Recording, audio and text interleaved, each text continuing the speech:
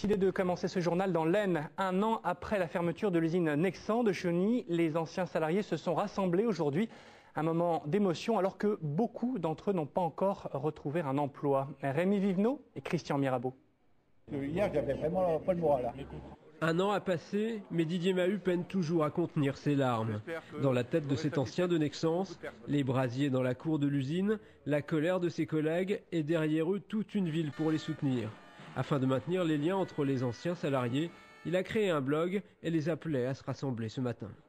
Ça me fait plaisir de pouvoir discuter avec les copains, qu'eux puissent discuter entre eux et qu'ils fassent une part des choses et que par bientôt on puisse faire notre deuil de notre perte d'emploi.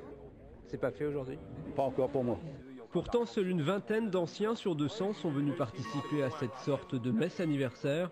Beaucoup semblent vouloir tourner la page, les autres ont simplement soif de nouvelles.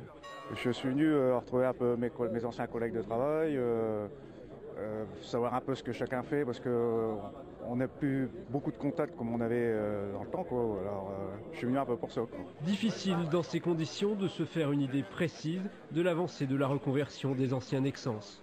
D'après ce qu'on peut savoir, il n'y a pas grand monde qui trouve quelque chose à l'heure actuelle, quoi. À part les quelques personnes qui ont accepté les mutations, après surtout sur le bassin chaunois, il n'y a pas grand chose qui se libère, quoi. Certains ont quitté la région, une grande part des ex-salariés suit encore des formations. Une poignée enfin reste employée à ranger l'ancienne usine. De fait, beaucoup bénéficient encore des aides de départ. Mais dans quelques mois, la nécessité d'être au rendez-vous de l'emploi, cette fois, sera plus que jamais vitale. Et puis